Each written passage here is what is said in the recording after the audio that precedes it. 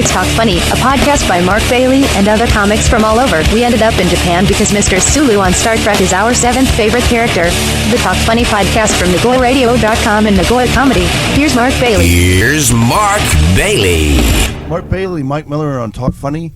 I mentioned before about Bill Cosby. I like to separate the man's work from the man's, personal life. A lot of artists had troubled lives.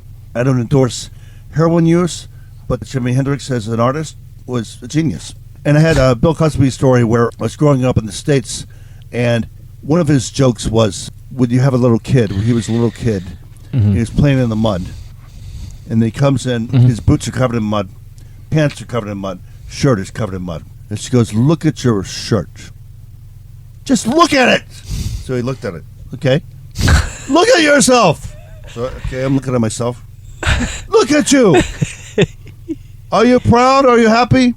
I'm pretty happy. I had a good time. Are you proud of yourself?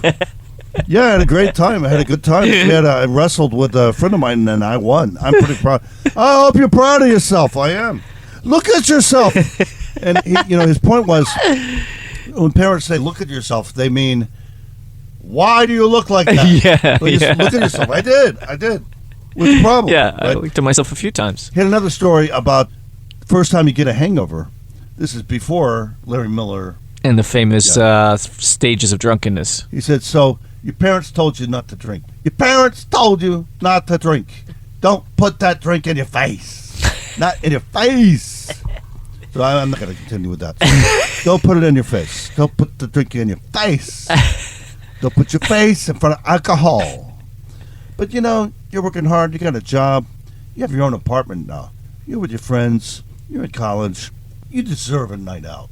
Mm-hmm. So you go, and I think Larry Miller based it on this. Oh, maybe. So you go out with your friends. You deserve this night. You never had beer before, but you drink a beer, and then I heard about whiskey and never tried it, so you drink a whiskey. And you like the whiskey, so you drink another whiskey. But you deserve it, you're out with your friends. You deserve it. Witcher said, I think you had a little too much. You don't know me. I deserve this. I worked really hard all week.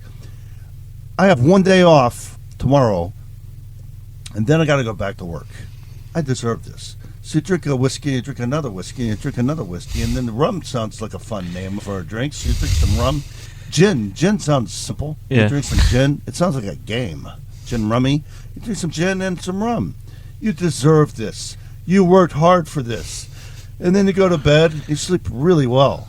And you get up at 4 a.m. and you vomit until 6 a.m. You deserve this. You worked hard for this. Aren't you proud of yourself? Just look at yourself. You're covered in vomit. You deserve this. You're an adult. I thought that was a really It is good. Carlin-esque, but That's Bill good. Cosby. I like that. I like that one. That's good.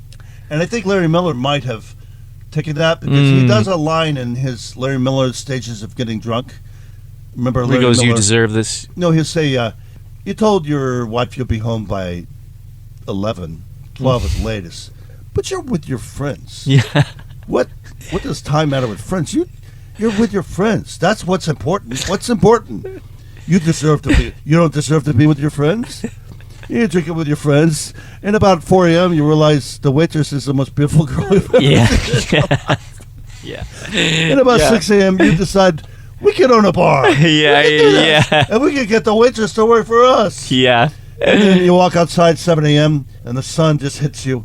And then you go to work. Yeah. And then everybody knows. And let's say you see people walking by, and what does he call it? He calls it, it's like God's flashlight. Is what he calls it. And they look at you and they see the lines, the black marks under your eyes. And they know. Yeah. That you deserve this. Because he does say that in his act. He goes, you deserve this. And that's how you know you've drank too much. Yeah. But he did that Rodney Dangerfield's. Oh, he did it. You saw? Yeah. So you saw him there do it live. Yeah, same as Kennison and Louis Anderson and Bob Nelson. Wow! And you just Saget. missed the cut. Well, slightly. we opened, and we weren't expecting to. We didn't know what they were filming. It's too bad that you couldn't find that tape somewhere of Well, it's you on guys. YouTube, but we're not on there. Yeah, it's too bad. But I think no if HBO. Like, I mean, thing is, it'd be in an HBO vault somewhere if they had that, and you'd have to pay to access it or something. It's not like it's available. As they say in Hollywood, it's on the cutting room floor. Yeah. Like even when So it's often thrown away, just thrown away. even with our podcast, when I edit something, if I said a name of a girl that molested me in 6th grade, I take her name out of it and it's gone. Yeah. It's not anywhere on my computer. You couldn't find it. Yeah. It's cutting room floor. It's in Hello, the ether FBI. now. It's in the ether now. Yeah. Okay, let's just end it with Mike. I have a screenplay, Really? and I know you. I'd really like to read it. Yeah. Wow, it's interesting you say that because I was just going to ask you if you could read it for free, of course. For free? Then can you give me some feedback? You know, I'm kind of busy these days. But Got just classes read it for and free stuff. Then you give me some feedback.